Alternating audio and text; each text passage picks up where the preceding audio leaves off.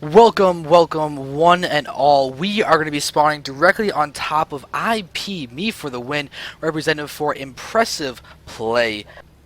He is going to be going up against Frosticles from Underrated Gaming, the blue Protoss on the left, and this is the deciding game for this series, and it is pivotal. Both teams are tied 1-1 in terms of the full series scores for each team, and the winner of this one will at the very least make their team not die until a theoretical ace match. So there's a big importance. Frost is going to try and win out for UR, and me for the win for IP. No, this is definitely a lot of pressure, and I mean, I hate to say it, but Frost is kind of new to the pressure point, so I'm a little nervous here.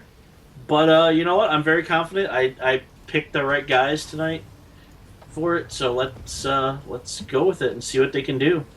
Yep.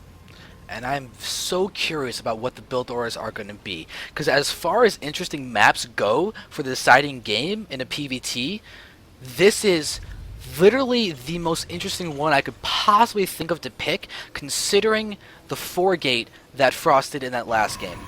And the reason why I say this is the natural expansion and how wide open it is. Oh, definitely. I mean, he could actually do a 6-gate push on this into the natural and just totally obliterate For the Win if he wanted. If For the Win wasn't exactly prepared for it. So, I mean, it looks like For the Win's doing the exact same build again. I mean, if you can give him anything, he's consistent. I mean, he is truly consistent, and Yeah, Frost is going to scout this out and go, okay. yeah, it's such a stable way to play that I would really like to see him, even more so in this game than the last game, switch it up and go for like a fast Marauder or something. Go for a Marauder expansion instead of the Reaper one, and just push up the ramp with maybe 2 or 3 concussive Marauders and a small amount of Marines to go ahead and just put a little pressure on Frosticles and possibly get off some key kills for like Stalkers or something. Because when you trade Stalkers for Marauders, wait a second, Frost not second gate. Is that what you just hummed to? It is, and then I just hummed to what For the Win's doing. There's a second Rax underway already. Oh. I think we have a little bit of metagame win from both players right now. Because as you can see, this is like a purely standard 2 Rax from me for the win. Single Marine Reactor behind it. Yeah, this is definitely smelling like a 2 Rax out of For the Win. Yeah. But Frost kind of sees it coming, and that's his metagame win. He's throwing down his second gate. He's not going to do the normal traditional 1-gate expand, where you basically are almost guaranteed to die to a 2-Rax with any sort of SCVs coming in as well. So he's going to go ahead and have enough units. He's pumping out Stalkers and chronoing them out. 1 to his mineral line, and 1 out to the front with another Stalker. He's going to be able to be safe against Reapers, as well as put on pressure and scout the front. Oh, this is great. And I mean, with the Stalker, he can actually do some really good pokey damage against Marines. And look at that, with the 2 Stalkers. Yeah, he's going to have an opening over here. The SUV, though, is actually going to be able to get into the base just now. She's just now left the base as well. It's going to try and block. It doesn't block the Nexus. Oh, that's sad. That's sorry about blocking that. But, I mean, honestly, that's what you want to do. You want to get that Nexus down. Frost can now, basically build any way he wants. And there still is no CC for the win. So, we're going to have some, looks like, Marauder Marine pressure early game. Yep. And Frost hopefully has a sentry or 2 to take care of this. But he's going to scout it out, too, because his Marauder, or his Stalkers were sitting there. The problem is he's a long way to go before he can reinforce his natural with those Stalkers. Those are key for defending this push. He did a 2-Rax expand. His warp gates are done, so he should be able to defend this, but this is a very well-timed attack. We have concussive shells done. We have a good force of Marines. It's not all in by any means necessary, but MeFTW is going to be able to expand behind it and do a lot of damage. He's probably not going to force to cancel or kill Frost. If Frost can stay alive and not take too much economic damage, he'll be ahead. Oh, look at this. Stalker's going a long way. Yep. Alright, now we're going to see them starting to try to... Ooh, they got to be really careful. You can see MeFTW's trying to juke to get to the Stalkers, but Frost got to be really, really careful. His army is separated, and that hurts in this situation by a lot.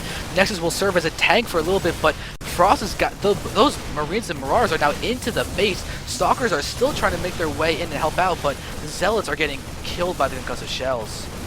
Yeah, and there's a ton of Marauders here. You really got to focus them down because they eat Stalkers for breakfast. Oh, yeah. So it looks like Frost is going to have to probably pull. Yep, there's the SCVs. We see him bringing in Zealots already because he knows that Stalkers will not last very long. Probes are good against Marauders, and now with the last Marauder about to fall, it's getting targeted down. There we go. Now the Zealots and the Stalkers will be able to clean up these remaining Marines.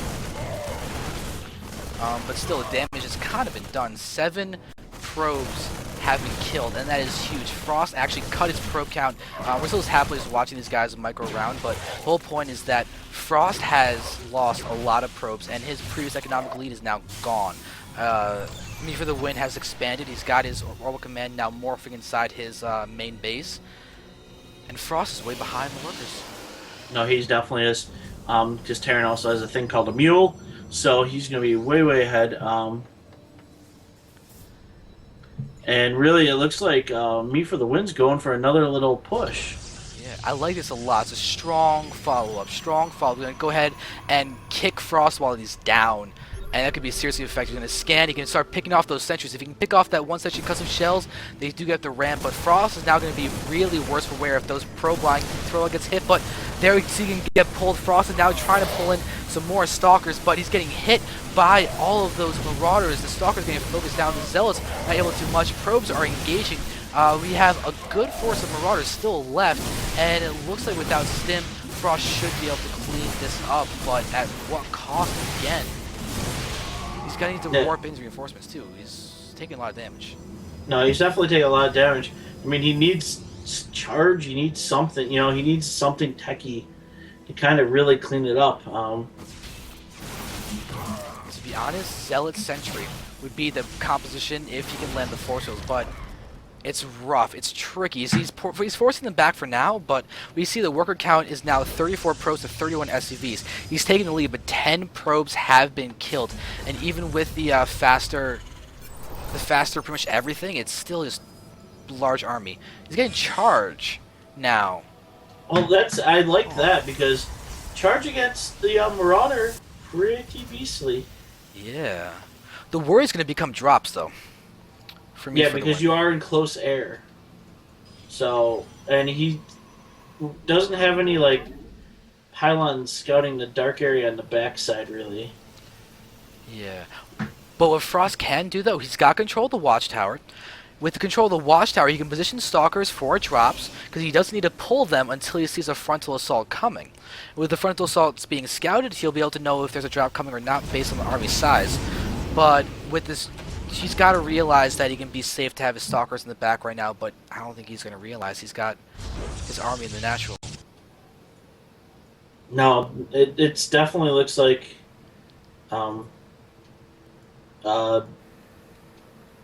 there's a big drop going on. Yep, there it is. The drop is coming, and there's a complete unload. See the first attack, and there's the stim. We're going to see one pylon going down very quickly. There we go. Probe line is going to start getting hit. We see probes getting targeted down so very quickly. The army is coming back in now, but there's maybe too much army. There's stim, multiple medevacs, and the Marauders are going to wreak havoc. And even with charge done, there's just not that much to defend. And we're going to see a liftoff, a retreat, and a surviving Terran force. But, I mean, Frost did kill a lot of that, but he still doesn't have, a Robo Bay or anything right now. So, I mean, he can't stay on Gateway too much longer. He's got to tech to something. He's got the Templar Archives ready, but we see the drop returning once again, but getting repulsed. That's a dangerously low health medevac. But Frost is fully aware that he needs some kind of tech. He's going to choose to try and make his Gateway units very economical by getting a double forge. I would much actually rather him go for kind of a Zealot Archon all-in, to be honest. I don't think he has much other choice. The longer this game goes on, the more he is behind. He's down in the probe count. He's going to be down in bases too, because there's a command center 2/3 of the way done. No, definitely. I mean, For the Win's doing it right with expanding and pushing and dropping and really keeping Frost on his toes, you know? Yeah, it's quite evident he is commanding this lead pretty easily. There's no blink out to help against the drops, and Frost is trying to get out units. His 1-1 is coming along now. Let's take a look at the upgrades for me for the win. He too is at 0-0. In fact, I don't see an eBay on the field at all. In fact, he's getting out of Ghost Academy before any kind of upgrades. You know what would be great right now? A Dark Shrine. Yeah, that would be really good. I mean, 3 orbital commands, or this actually may be a PF on the right. It's not an orbital command before lifting off, so it's a possibility. But this is going to be a tough push to defend. Frost will not have his upgrades in time for this push. He sees it coming, at least now he does with that Zealot dying. But I really wish that, I really wish he had Archons. Archons would definitely help it. He needs some kind of that AoE position filled. He's got the Zealots for the tanking, and they're going to be a good damage dealer when you have the army being not above 120 food or so. They're actually at 130 food, so it's really cutting it close, but there's so little for Frost. So little for Frost. And looks like we're going to see the attack coming in now. Right? Yes, there it is. And we're no, maybe, yes. They're darting back and forth. They're jockeying for the position. Looks like we're going to see a dropping added into this as well. So now me for the win is going to go ahead, start hitting that mineral. No, he's not. He's not deciding. He's going to get a full concave with a high ground advantage as well. And we see him coming to move attack. Frost is taking so many hits. So many hits. But it looks like me for the win. Just, oh my god, attack already. It's that sharking around type thing. But really, me for the win's just got a bigger force. Yeah, he's continuing to be engaged. It's going really, really well for him. The force fields are very good, but the count, the food count, the unit count is just too big, I think, for me for the win. He's going to go ahead and start engaging more nice force fields, but he's just go ahead, nice army path, and going for the top, making sure he can abuse the fact that he can get that concave and just and there's just so many marauders. Oh my god, just the damage output, the healing. The marauders just aren't dying to anything. They're getting a complete concave, and Frost is losing all of his units. He's down to 2 Zealots and an Archon. I mean, the Archon is there, but talk about a late Archon. 1 Zealot is left. Forces are getting targeted down. They're trying to get that 2-2 out, but probes are being pulled. This is looking to be a very, very decisive end. Yeah, sadly, looks like Frost is dropping here. Yeah, I mean, the pros are now coming out, so the final attack is actually now happening, but we pretty much call it at this point. It's 132 food is 63. Me for the win is playing incredibly well. It's going to lift off, but is Frost going to hold on? We're going to see the drop continue. We just go to the main base right now. All the pros are elsewhere. Now we're watching as, oh, nice target fire. The weakened medevacs there actually have units in them, too. So nice job. Frost can pick off. No, this Marauders is still going to pop in. And Jesus, Frost is holding on so well with so little. You've got to give him points for that. No, he's definitely, I mean, for a first player, I give him all the props. Because this is absolutely huge. He's trying to do as much as he can with, you know, as little as he's got. But, I mean, me for the win's got his third up. He could actually probably take, he's taking a fourth, it looks like. Yep. So... I mean, this is the way to do it. When you're in tournament games that matter, you do not give up. You do not pull an Idra. That's really the best way to put it. Is you do not pull that Idra, because these games matter. If you can somehow pull a Miraculous victory from behind, but there's a big force of Marauders coming in here. Yeah, but we do have our Archons out. There is Skystorm Research, but they don't have the energy for it. They can just buy a little bit of time, land some good feedbacks, kill some medevacs would be great, but only one Templar actually has 50 energy. I think all the other ones are in the teens or the 20s, and that's going to hurt because that means no storm for a while. And we have, so many units. Feedbacks are going down. Nice little touch. Archon being morphed, but this is That's it. GG. And so, we're behind. yeah, UR is down now 2-1 in the entirety of the series, and that is going to make it really important for Slush to be the one to kind of get UR back in and force that all-important ace match. Without the ace match, it is going to be game. If Impressive Play can actually pull out the victory in the next series, it's going to be a 3-1 victory for them, and UR will have lost. But it's not over yet. We've got a really nice best of 3 for you guys next, so stick around. It's going to be awesome.